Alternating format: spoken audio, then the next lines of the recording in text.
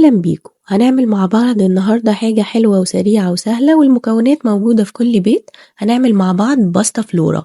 طعمها حلو قوي وهي شبه التورت كده، وكمان مدية بتدي طعم بسكوت أو البيتي فور، فطعمها حلو قوي وسهلة كمان. تعالوا نشوف عملناها ازاي.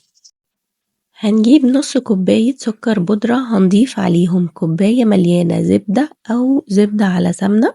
نقلبهم كويس قوي بالمضرب، ممكن اليدوي أو ممكن المضرب الكهربائي.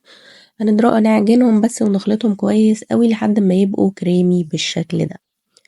هنبتدي بعد كده نجيب عندنا 3 كوبايات دقيق، هنضيف عليهم معلقة كبيرة بيكنج باودر وذرة ملح ونركنهم على جنب.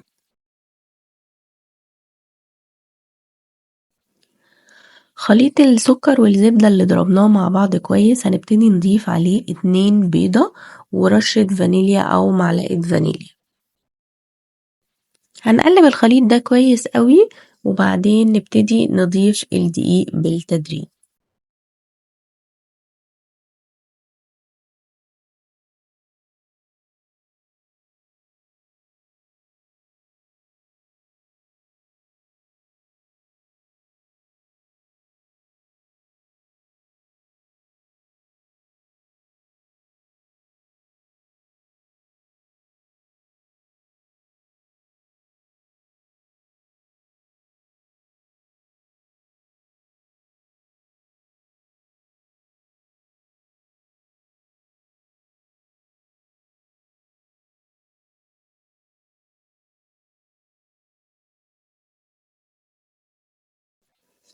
هنا الدقيق عندي أنا مستخدمة 3 كوبايات دقيق. ممكن خلي بالك ما تحطيش الدقيق كله مرة واحدة، ممكن تحتاجي ال3 كوبايات إلا ربع، كوبايتين ونص على حسب الدقيق بتاعك.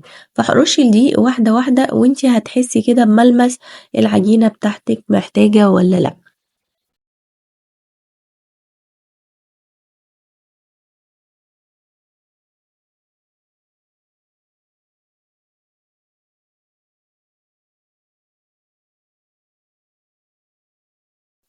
وهنا لميت العجينة بتاعتي كلها بإيدي كده وكل المكونات بتاعتها اختلطت كويس قوي ببعض.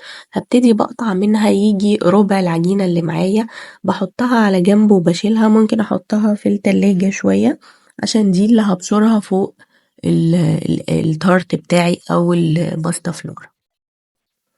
هنا النهاردة أنا هحتاج أقلب الباستا فلورا بتاعتي في طبق تقديم أو حاجة، فهبتدي أفرش الصينية بتاعتي بورق زبدة. هنا هعمله على شكل الباستا فلورا، هحطها في صينية مدورة، فهقطع ورق الزبدة بتاعي على شكل دايرة. لو حد لسه مبتدئين يعني مش عارفة بتتعمل ازاي، فهي دي طريقة تقطيع ورق الزبدة على شكل دايرة.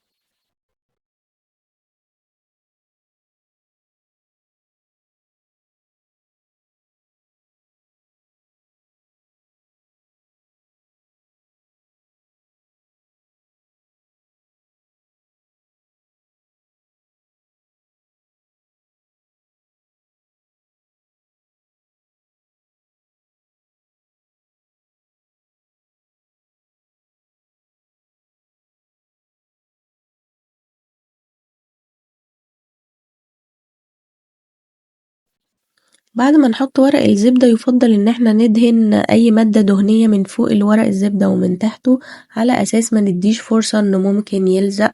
فتطلع معايا بمنتهى السهولة. هفرد هنا الطارت كده بشكل متساوي، وهبتدي اجيب اي نوع مربى. بس الباستا فلورا يا جماعة الطعم المميز معاها جدا بتبقى مربى المشمش. فهبتدي احطها مثلا في الميكروويف لو هي قطع، او لو هي خارجة من التلاجة، عشان بس تسيح شوية واقدر افردها على التارت بتاعي او الباستا فلورا بتاعتي.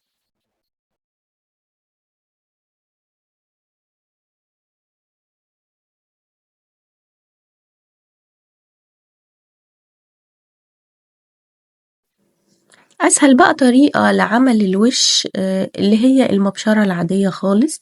باجيب العجينة اللي أنا أخدتها على جنب وحطيتها في التلاجة وأجيب المبشرة وابتدي أبشرها فوق الجزء التاني فوق المربى اللي احنا فردناها. دي أسهل طريقة. في طريقة تانية ممكن تفردي العجينة كلها على بأي قطاع شكل بتحبيه، ورد، دايرة، قلب، أي حاجة، وتعملي أشكال كده وترصيها. بس المبشرة صراحة أسهل وأسرع وبرضه بتدي نفس النتيجة. ده شكلها بعد ما بشرت كل العجينة. هدخلها فرن حرارته 180 درجة، يعني ممكن تاخد من 20 ل30 دقيقة حسب الفرن بتاعك حرارته قوية ولا ضعيفة.